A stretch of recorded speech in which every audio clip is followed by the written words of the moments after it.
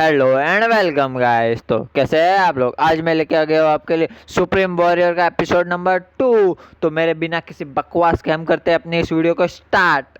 यहाँ से scene change होकर हमें स्क्वाड किंग के रेसिडेंट का सीन दिखाया जाता है, जहाँ पर कि जोंगरियोंग स्क्वाड किंग के आगे घुटने टेका हुआ था। वो स्क्वाड किंग को देखते हुए अपने मन में बोलता है, स्क्वाड किंग ली जोंगसान एक इंस्टेंट प्रेशर जो उसके निक नाम के वर्दी है, स्क्वाड वॉरियर का किंग। स्क्वाड किंग उससे पूछता है, इस साल तुम्हारा उम्र कितना है। वो तुरंत ही बताता है कि मैं 52 ईयर का हूँ, जो कि उसके पिछले लाइफ के एज होता है। ये सुनकर स्क्वाड किंग हैरान होते हुए बोलता है, क्या? फिर वो तुरंत ही बताता है, मेरा मतलब मैं 22 ईयर का हूँ। स्क्वाड किंग उससे पूछता है, क्या जो ये रूमर फैला हुआ है वो सच है? जोंगरियोंग बोलता है, माफ करना मैं समझा नहीं। स्क्वाड किंग गुस्से से उसके ऊपर चिल्लाते हुए बोलता है, मैं पूछ रहा हूँ कि क्या ये सच है कि तुमने सुसाइड करने की कोशिश की उस औरत की वजह से जिससे तुम्हारा तीसरा भाई शादी करने वाला है? वो अपने मन में सोचते हुए बोलता है, आखिरकार मुझे क्या करना चाहिए, मैं क्या जवाब दूं? इससे कोई फर्क नहीं पड़ता है कि ये क्या है, लेकिन जवाब देने से पहले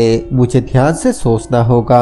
फिर वो स्क्वाड किंग को बोलता है, ये एक झूठी अफवाह है, मैं बहुत ही ज्यादा नशे में था इसीलिए मेरे पैर फिसल गया और मैं झील में गिर गया। स्क्वाड किंग पूछता है, तो क्या ये इसलिए नहीं है क्योंकि तुम उस औरत को बहुत ही पसंद करते हो?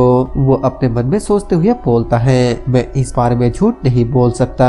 किसी को धोखा देने के लिए तुम्हें 90% सच के साथ 10% झूठ भी बोलना चाहिए। फिर वो स्कॉट किंग को बोलता है, हाँ मैं उसे पसंद करता था, लेकिन वो तब की बात था, छोटा था, लेकिन अब उसके लिए मेरे दिल में कुछ भी नहीं है जब मैं छोटा था। स्कॉट किंग बोलता है, तो क्या अगर तुम्हारा तीसरा भाई शादी के बातचीत करते हुए आगे बढ़ता है तो भी तुम्हें कोई भी फर्क नहीं पड़ेगा? वो खड़े होते हुए बोलता है, हाँ बिल्कुल, मैं अपने तीसरे भाई की शादी के बातचीत खुद ही आगे बढ़ा सकता हूँ। ये सुनकर या फिर उसको खड़े होते हुए देखकर बहुत ही ज्यादा गुस्से से अपने पास वाले चाकू को जोंगरियोंग के तरफ भेज देता है, जो कि बिल्कुल उसके आंखों के सामने जाकर रुक जाता है। वो बहुत ही ज्यादा घबराते हुए अपने मन में बोलता है, मैंने तो लगभग अपने पैन में ही मुंह दिया था। स्क्वाड किंग गुस्से के साथ बोलता है, बेवकूफ, एक शेर का बच्चा भी शेर ही होता है, लेकिन जो शेर लड़ाई नहीं करता वो शेर नहीं है। एक ऐसा शेर जो लड़ाई ना करके अपने जान को लेने की कोशिश करता है, ऐसा कभी भी सुना नहीं किया।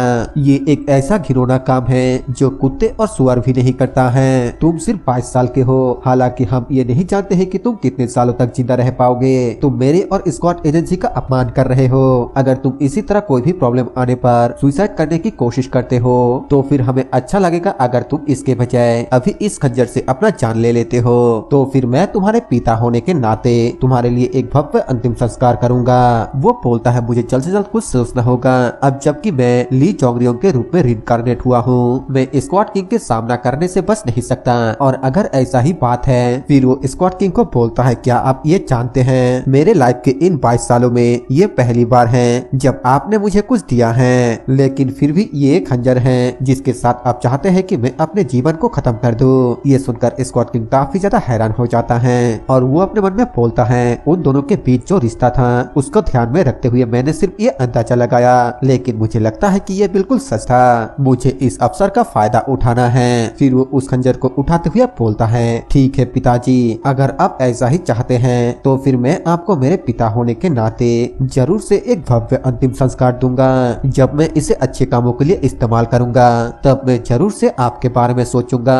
ये सब सुनकर स्क्वाड किंग काफी ज्यादा हैरान हो जाता है और अपने मन में सोचते हुए बोलता है, क्या वो लड़का जो हमेशा से ही एक कायर था अभी मेरे आगे डटकर सामना करने का हिम्मत कर रहा है? इसके बाद जोंगरियोंग यहाँ से जाने लगता है और स्क्वाड किंग बोलता है, उसने मुझे सिर्फ चैलेंज किया है ना? हमें वहाँ पर एक बंदे को दिखाया जाता है जो कि बोलता है, लगता तो ऐसा ही है। स्क्वाड किंग बोलता है, हाँ मुझे लगता है कि अगर एक कीड़े को भी पैरों से कुचला जाए तो भी वो संघर्ष करता है। वो बंदा बोलता है, जोंगरियोंग पहले से काफी बदला बदला लग रहा है। स्क्वाड किंग बोलता है, आखिरकार इतना बड़ा बदलाव कैसे हो सकता है? क्या तुमने नहीं देखा कि वो हमेशा मेरे सामने कांपता रहता है? इस बात से वो बंदा भी थोड़ा सोच में पड़ जाता है और स्क्वाड किंग आगे बोलता है, लेकिन वो कीमती म्यूटेलाइट आयरन का डैगर देखकर मुझसे छीन लिया गया। वो बंदा पूछता है क्या मैं उसे वापस लेकर आओ, लेकिन स्क्वाड किंग सोचने के बाद बोलता है नहीं, इसे छोड़ दो। अगर गैम्बलिंग डेन में कोई उस खंजर के असली कीमत को पहचान लेता है और वो उससे खरीद लेता है तो फिर मुझे लगता है कि ये सिर्फ उसका किस्मत होगा।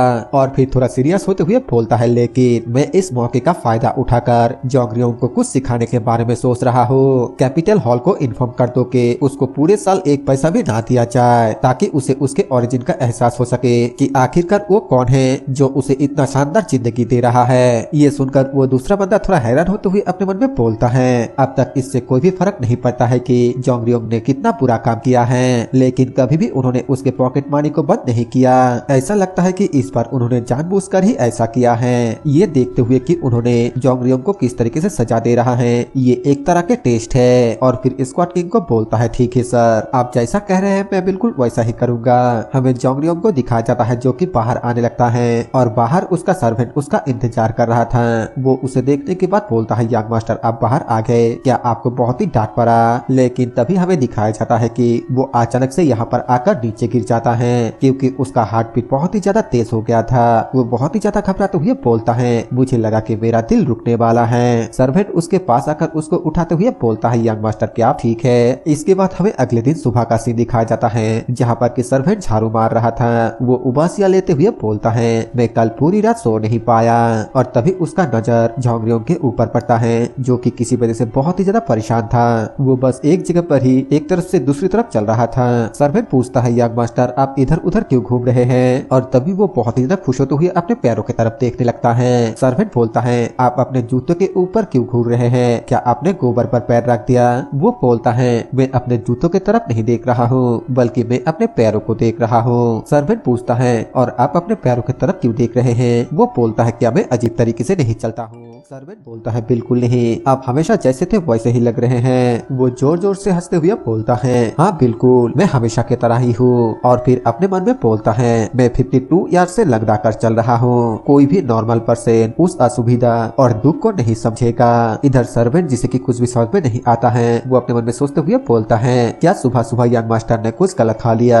जोंगरियोंग सर्वेंट से पूछता है आज कौन सा दिन है? सर्वेंट बताता है ये 10वें महीने का 12वां दिन है। इस साल का मौसम और नजारा बहुत ही अच्छा है। वो सर्वेंट से पूछता है क्या हम टहलने चले? सर्वेंट बोलता है यंग मास्टर क्या आप फिर से गैम्बलिंग डेन में जा रहे हैं? अब आपको पॉकेट मनी नहीं मिलेगी इसलिए आपको अपने आप के ऊपर कंट्रोल रखना चाहिए। जोंगरियोंग पूछता है आखिरकार तुम्हारा क्या मतलब है? सर्वेंट बताता है हमें कुछ देर पहले कैपिटल हॉल से एक संदेश मिला। उनका कहना है कि स्क्वाड एजेंसी का कैंटीन आपको दिन में 3 बार खाना खिलाता है, आपको बिल्कुल भी पैसा नहीं मिलेगा। ये स्क्वाड किंग का सख्त आदेश है। जोंगरियोंग बोलता है वो मुझे जवाब देने के लिए पानिश कर रहा है। वो खुसट बुढ़ा तो बहुत ही कमीना है। सर्वेंट पूछता है आप आगे क्या करने वाले हैं? जोंगरियोंग बोलता है क्या तुम्हें डर है कि मैं कैपिटल हॉल के पैसे के बिना भूखे मर जाऊंगा? सर्वेंट बोलता है मैं आपके भविष्य के बारे में बात कर रहा हूँ, मुझे माफ कर दीजिएगा, शायद मैं अपने लाइन को क्रॉस कर रहा हूँ लेकिन आप हमेशा ऐसा लाइफ नहीं जी सकते हैं। वो हंसते हुए बोलता है चिंता मत करो मैं जल्दी स्क्वाड एजेंसी का काम करना शुरू कर दूंगा। सर्वेंट हैरान होते हुए बोलता है सच में? जोंगरियोंग बोलता है जैसा कि तुमने कहा मैं हमेशा ऐसा नहीं रह सकता। सर्वेंट पूछता है आप किस तरह के काम करने जा रहे हैं? वो बोलता है मैं एक स्क्वाड वॉरियर बनूंगा। सर्वेंट काफी ज्यादा हैरान होते हुए बोलता है क्या एक squad warrior? Heavenly dragon squad agency का स्क्वाड वॉरियर बनने के लिए आपको कम से कम मार्शल आर्ट में सेकंड रेट का होना चाहिए और आप उनके बारे में कुछ नहीं जानते। जोंगरियोंग बोलता है क्या मैं इतना बुरा हूँ? सर्वेंट उसके कान के पास जाकर पूछता है क्या मैं आपके साथ ईमानदार बन सकता हूँ? उसके हाँ बोलने पर सर्वेंट बोलता है मैं पूरे कॉन्फिडेंट के साथ कह सकता हूँ कि मैं ही आपको हरा दूंगा। और फिर सर्वेंट को बोलता है सभी हेवनली ड्रैगन स्क्वाड एजेंसी के स्क्वाड वॉरियर को मार्शल आर्ट सीखने की कोई भी जरूरत नहीं है। क्या तुमने जुरेन स्क्वाड के बारे में नहीं सुना है? सर्वेंट के पूछने पर वो बताता है जुरेन उन स्कॉलर को कहा जाता है जो प्रोवेंशनल एग्जामिनेशन को पास करता है। बहुत समय पहले हेवनली ड्रैगन स्क्वाड एजेंसी ने जुरेन स्कॉलर को अपने रैंक में रिक्रूट किया था। गरीब स्कॉलर को स्पॉन्सर करने के बहाने, क्योंकि वो लोग मार्शल आर्ट नहीं जानते थे। इस वजह से उनके लिए किसी स्क्वाड कन्वॉय में शामिल होना काफी मुश्किल था। बदले में वो लोग स्क्वाड एजेंसी के अकाउंट को संभालने का काम करते थे या अनपढ़ कुलियों को पढ़ना लिखना सिखाते थे। लेकिन अगर वो लोग मेट्रोपॉलिटेन एग्जाम को पास कर पाते और प्रीफेक्चर में शामिल हो पाते तो फिर वो उस स्क्वाड एजेंसी का मजबूत सहारा बन जाते, जो सरकार के साथ अपने संबंधों को लेकर हमेशा सतर्क रहते थे। सार्वेंट उससे पूछता है क्या प्रोविंशियल एग्जामिनेशन देने के लिए जा रहे हैं? वो बोलता है हाँ बिल्कुल। सार्वेंट पूछता है कब? वो बताता है आज ही। इसके बाद यहाँ से सीन चेंज होकर हमें उस जगह का सीन दिखाया जाता है जहाँ पर कि ये एग्जाम होने वाला था और वहाँ पर जोंगरियोंग के साथ साथ और भी बहुत सारे लोग था। सार्वेंट से जब वो पूछता है तब सार्वेंट बताता है प्रोविंशियल एग्जाम के लिए हमेशा बहुत सारे लोग आते हैं। और तभी वहाँ पर साइड में से एक लड़की की आवाज आती है जो कि बोलती है अरे बाप रे, किसी आदमी का चेहरा सफेद चेत की तरह कैसे हो सकता है? ऐसा लग रहा है जैसे कि उसका चेहरा चमक रहा है। दूसरी लड़की बोलती है धीरे वो सुन लेगा। वो दोनों लड़के ये सब कुछ जोंगरियोंग को देखकर बोल रही थी। जोंगरियोंग सार्वेंट से पूछता है वो औरतें मेरे तरफ क्यों देख रहे हैं? सार्वेंट बोलता है आप इस बारे में मुझसे क्यों पूछ रहे हैं? ऐसा नहीं है कि आपने पहली बार ऐसा कुछ एक्सपीरियंस किया है। जोंगरियोंग हंसते हुए अपने मन में बोलता है तो हैंडसम पैदा होने से ऐसा महसूस होता है। सार्वेंट फिर से पूछता है यंग मास्टर क्या आप सच में प्रोविंशियल एग्जाम को देने जा रहे हैं? वो बोलता है हाँ बिल्कुल और अपने मन में बोलता है मेरे लंगड़ा होने के बावजूद मैंने कूली का काम किया और ऐसा इसलिए था क्योंकि मैं पढ़ना लिखना जानता था। सबसे पहले मैं लंगड़ा होने के वजह से स्क्वाड कॉन्वॉय में शामिल नहीं हो पाया, लेकिन मुझे अपने खाली समय का इस्तेमाल ऑफिशियल्स का किताबें कॉपी करने के लिए अकाउंटिंग जिंगलिंग की सिफारिश मिली। वो चीज जो मैंने सबसे ज्यादा कॉपी की वो इन रॉयल एग्जामिनेशन के टॉप स्कॉलर के आंसर कॉपी है और इसी वजह से मुझे अभी भी उन सभी स्कॉलरों के आंसर याद है। उसे इस तरीके से देखकर सर्वेंट अपने मन में सोचते हुए बोलता है वो इतना ज्यादा कॉन्फिडेंट क्यों है? और तभी वहाँ पर एक गेट ओपन होता है और एक बंदा बाहर आते हुए बोलता है जो लोग यहाँ पर प्रोविंशियल एग्जाम देने के लिए आया है वो प्लीज अंदर एंटर करे। जोंगरियोंग सर्वेंट से एक चीज लेता है जिसका नाम वो कंटेनर बताता है। वो सर्वेंट को बोलता है मैं इस एग्जाम को जल्दी खत्म कर दूंगा, इसलिए तुम यहीं पर मेरा इंतजार करो। हमें उस बंदे को दिखाया जाता है जो कि वहाँ के गार्डों को बोलता है मुझे लगता है कि हर कोई अंदर चला गया है तो चलो गेट को बंद कर दो। वो दोनों गार्ड गेट को बंद कर नहीं पाला था कि तभी पीछे से कोई चिल्ला कर आते हुए बोलता है प्लीज 1 मिनट के लिए रुक जाइए, मुझे भी ये एग्जाम देना है। इसके बाद हमें अंदर का सीन दिखाया जाता है जहाँ पर कि एक खुले मैदान में बहुत सारे लोग एग्जाम दे रहा होता है। वहाँ पर जोंगरियोंग भी होता है जो कि एग्जाम देते हुए अपने मन में बोलता है मैं टॉप स्कॉलर के क्वेश्चन को कॉपी नहीं कर सकता क्योंकि मैं एग्जाम के टॉपिक को पहले से ही जानता हूँ, इसलिए ये बिल्कुल भी फेयर नहीं है। लेकिन इसके बजाय मैं अपना थोड़ा आइडिया डाल दूंगा। और तभी उसका नजर उसके बगल वाले सीट पे जाता है जहाँ पर कि कोई बोलता है आखिरकार आप मुझे क्या करना चाहिए? मैंने गलती से लिखने वाले ब्रश की जगह स्टील टेप पेन को लेकर चला आया।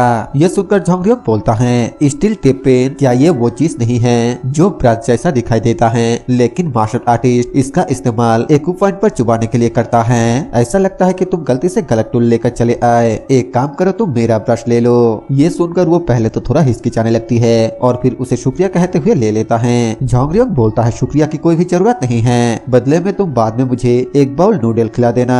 ये सुनकर वो थोड़ा शर्माने लगता है और जोंगरियोंग उसे देखकर अपने मन में बोलता है अगर उसके नाक में वो तिल ना होता तो फिर वो एक बहुत ही खूबसूरत लड़का होता। इसके बाद वो एग्जाम हॉल से बाहर आ जाता है और आकर उसके सर्वेंट को बुलाने लगता है। उसका सर्वेंट हैरान होते हुए बोलता है क्या यंग मास्टर आपने ऑलरेडी एग्जाम खत्म कर दिया है? जोंगरियोंग बोलता है क्या तुम्हें लगता है कि कोई इंसान उस जगह पर लंबे समय तक इंतजार करते हुए उन सवालों का जवाब ढूंढ सकता है जो उसे पता ही नहीं है? सर्वेंट बोलता है हाँ मुझे लगता है कि आप बिल्कुल सही बोल रहे हैं, तो फिर ठीक है चलिए चलते हैं। लेकिन तभी जोंगरियोंग बोलता है जरा 1 मिनट इंतजार करो। सर्वेंट पूछता है आखिरकार क्या हुआ यंग मास्टर? वो कुछ भी ना बताकर गेट की तरफ स्माइल करते हुए देखने लगता है। आई होप आप लोगों को ये वीडियो पसंद आई हो और जिसको ये वीडियो पसंद है वो प्लीज़ सब्सक्राइब और लाइक ज़रूर कीजिएगा और कमेंट करना मत भूलिएगा। तो thank you for your support.